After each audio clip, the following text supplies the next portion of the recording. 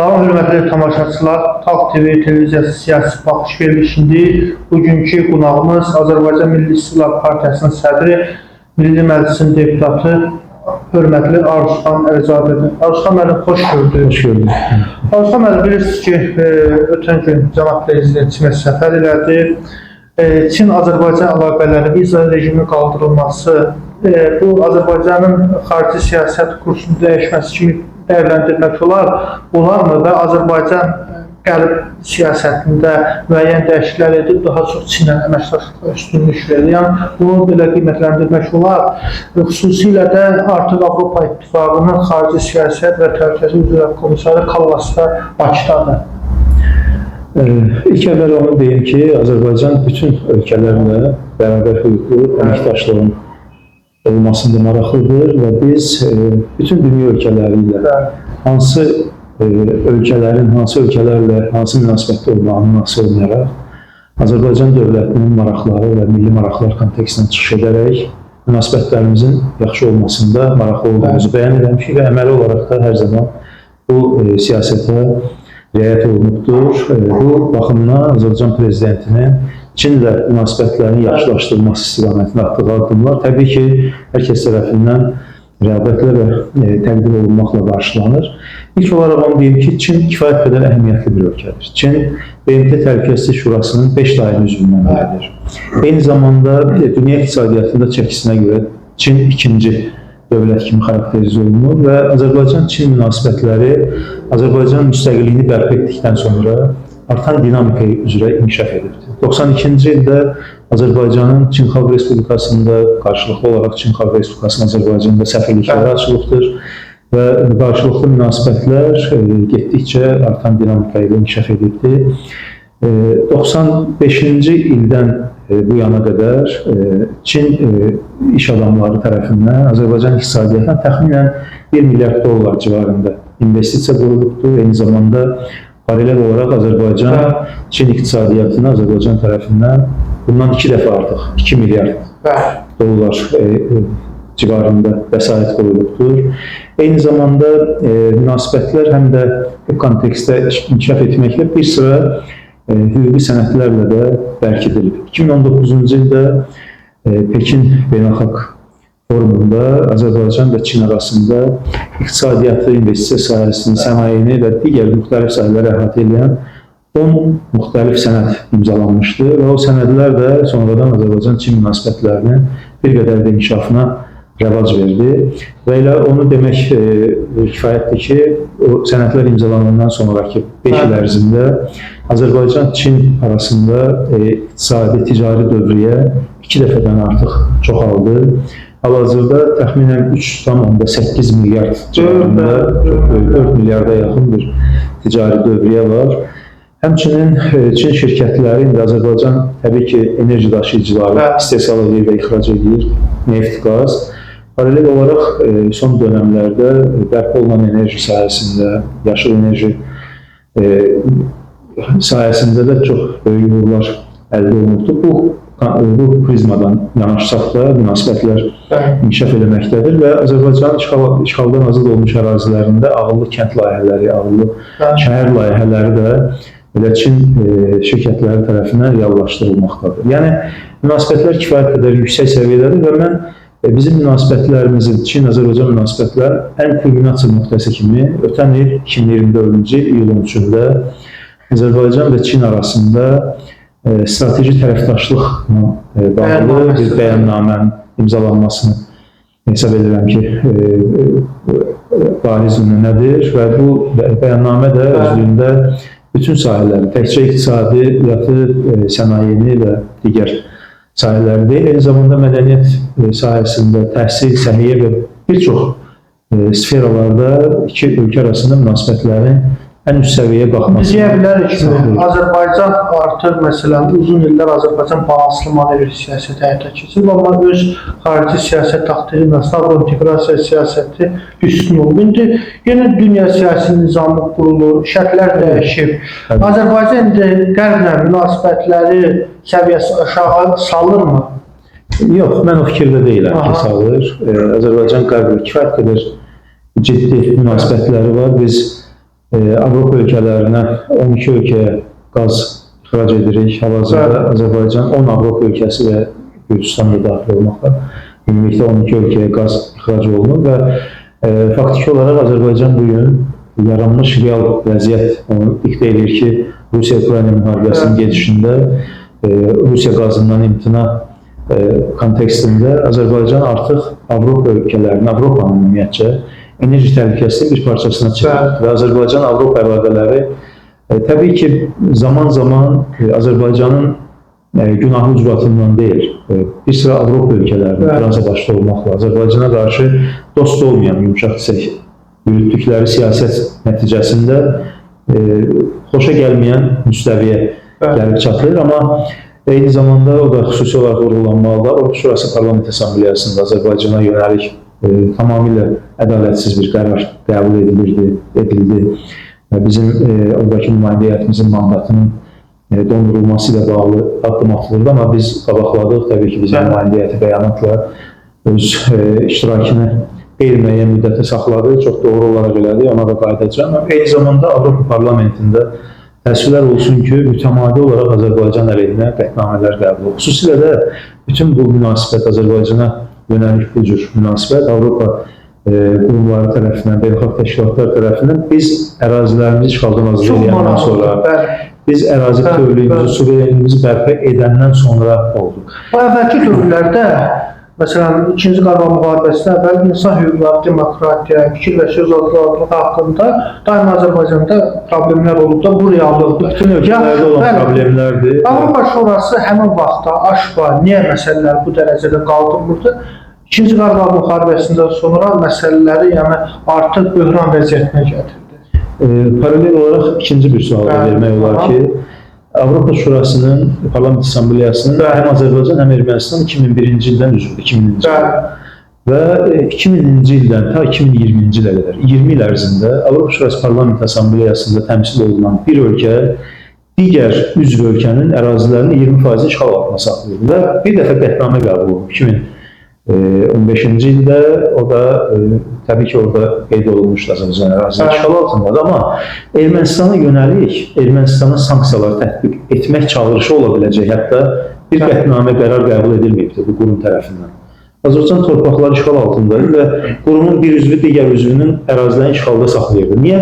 Sual olunur ki, o zaman həmin o işğalçı tərəfə yönəlik bir sanksiya tələbi ilə hansısa bir qətnamə qəbul edilmirdi? Niyə onların mandatlarının dondurulması ilə bağlı qərar verilmirdi? Necə oldu Azərbaycan öz gücünə torpaqları işğaldan azad edir, beynəlxalq müstəvidə tanınan, BMT tərəfindən qəbul edilən ərazilərini işğaldan azad edir, suverenliyini bərpa edir, müstəqillik əldə edəndən sonra ilk dəfə olaraq və Azərbaycana qarşı yönəlik bu cür addımlar atır. Eləcə də Avropa Parlamenti niyə bu vaxta qədər ermənilərə yönəlik hər hansı bir sanksiya tələbi ilə hansısa bir qərar qəbul edilmirdi? Necə oldu ki, Azərbaycan işğaldan azad olunandan sonra bu qərarlar qəbul? Deməli, Azərbaycanın bu arealda, bu regionda ümumiyyətcə mövcudluğu narahat edir bir çox qüvvələri.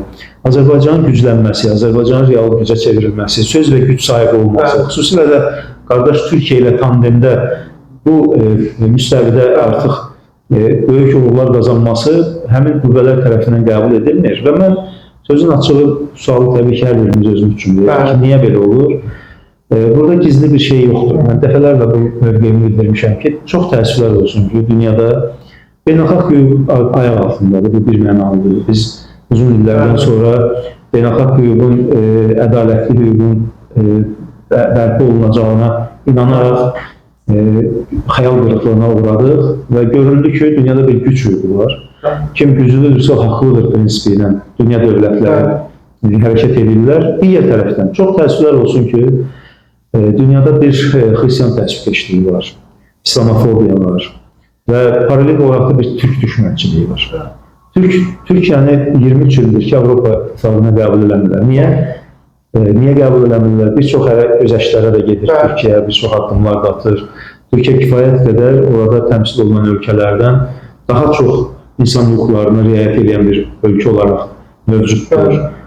Tolerantlıq var Azərbaycanda olduğu kimi. Bütün bunların fonunda Türkiyə qəbul olunur. Çünki bir Türkəfobiya var. Türk dövlətlərinin güclənməsindən narahatlıq keçirən qüvvələr var.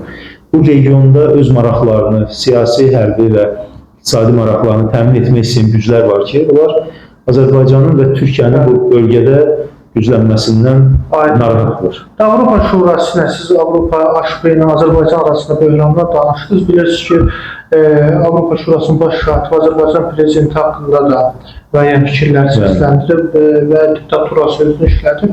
Ötən gündə Almaniyalı Avropa Şurasının deputatı Azərbaycan məruzəsinin mən müsahibəsinə baxdım. Şüvayət qədər anti-Azərbaycan mövqeyinə bəli. Sizsə Avropa Şurası ilə Azərbaycan arasında bu münasibətlər yoluna qoyula bilərmi? Kim addım atmalıdır? Avropa Şurası yoxsa Azərbaycan?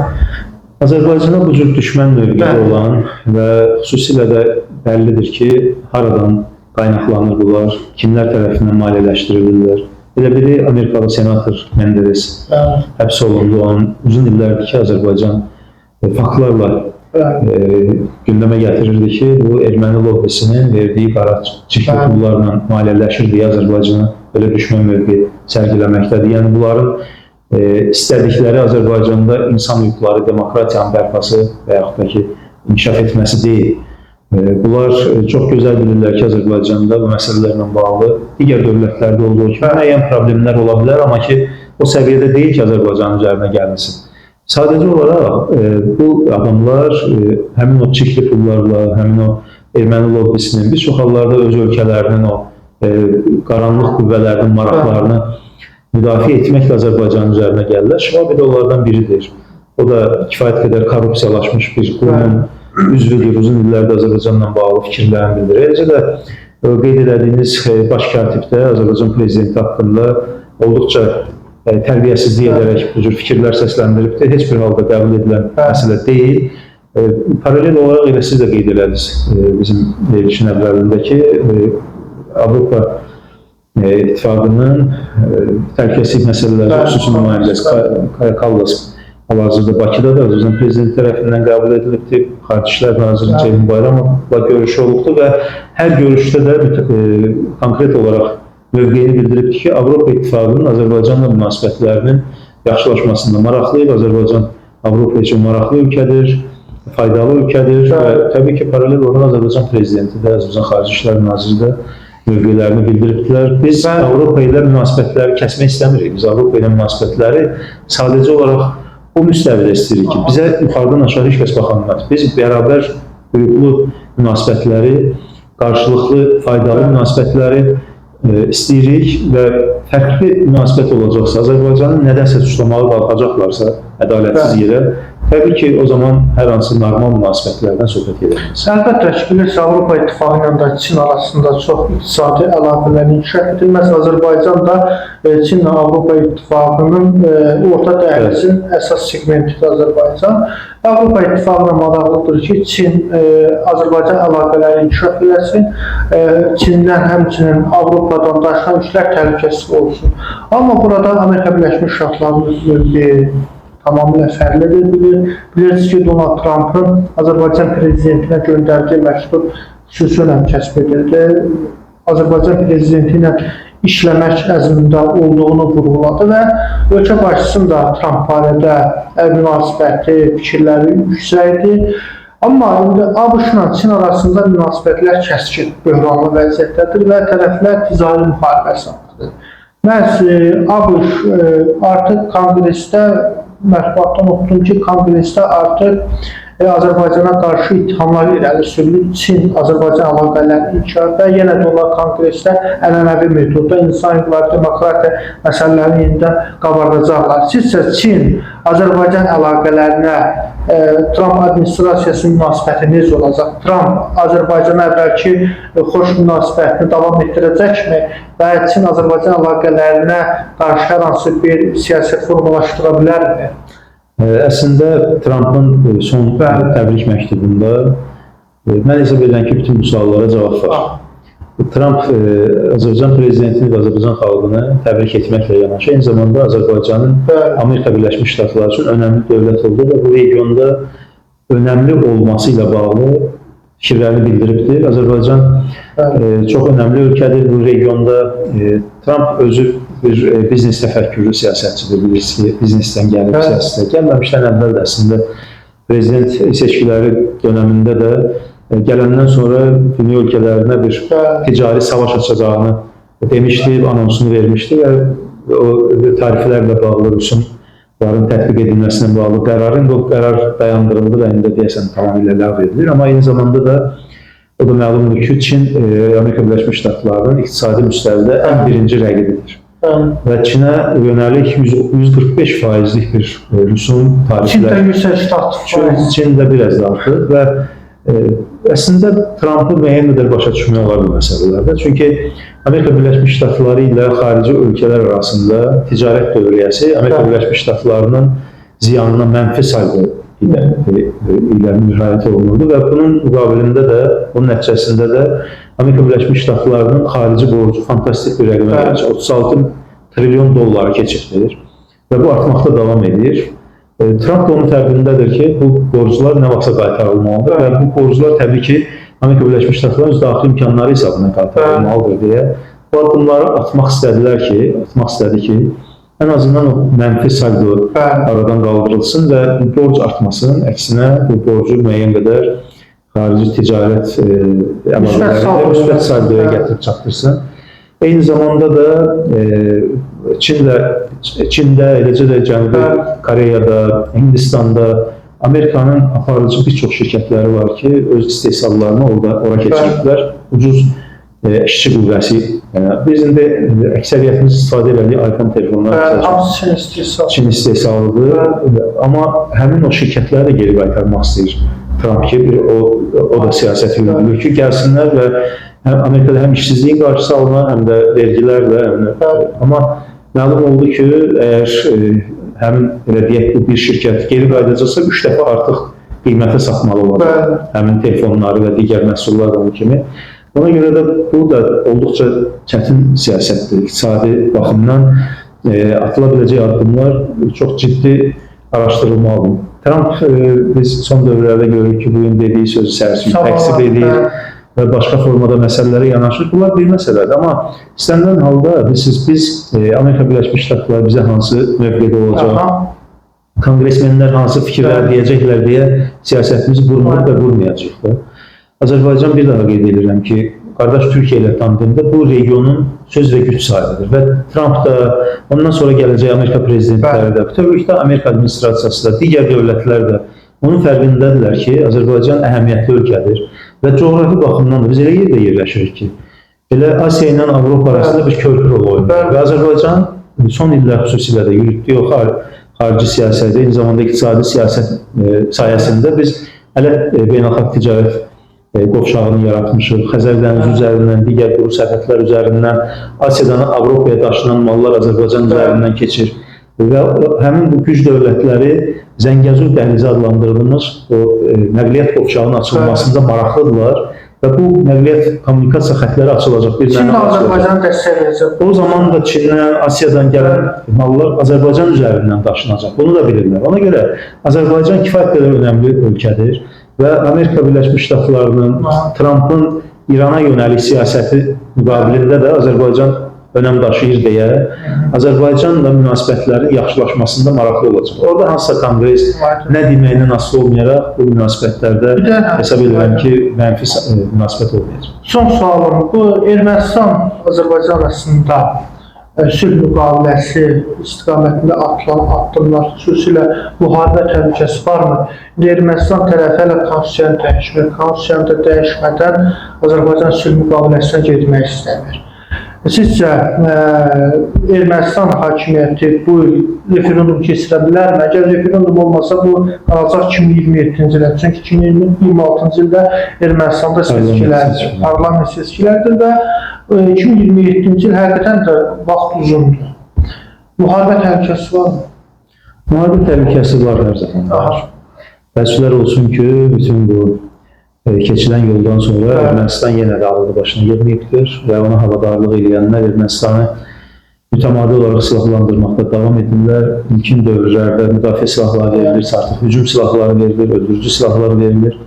Avropa İttifaqının o dırnaqarası sülhü müşahidə missiyası gəlib yerləşdiriblər burada Azərbaycanın istəyinin, iradəsinin əksinə olaraq sülh fondundan vəsaitlər ayrılır. O vəsaitlər məlumdur ki, silah alınmasına xərclənir. Bu tamamilə nonsensdir ki, sülh fondu silah alınmasına bunlar ayırır. Yəni, bütün bunlar onu deməyə əsas verir ki, Ermənistan əlverişli bir məqam olacaqsa, Ermənistan da onun arxasında, Ermənistan özü kimdir ki, nədir ki, nəyə karət ki, Azərbaycanla üz-üzə hansısa addımlar ata bilsin. Sadəcə onun arxasında yanan güclər əlverişli bir məqam olacağı təqdirdə hansısa bir revanş addımlar atmağa həvəslidirlər, istəkləri var. Azərbaycanı zəiflətmək, hansısa addımlar atmaq. Amma təbii ki, bu mümkün olan məsələ deyil. Azərbaycan da silahlanmaqda davam edir. Məcburi surətdə biz bu ildə dövlət büdcəmizdən 8,5 milyarda yaxın vəsait ayırmışıq. Kifayət böyük rəqəmdir. O, işğaldan azad olmuş ərazilərimiz bərpa quruculuq işlərinə cəlb olunubdur.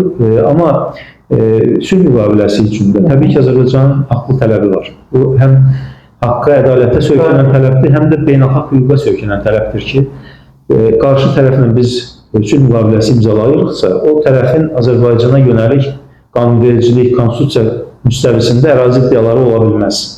Özə məxsusən də Ermənistan kimi işğala meyilli bir marionet dövlətin müqavilə bağlanılırsa, mütləq mənada onun qanunvericiliyindən o iddialar çıxarılmalıdır.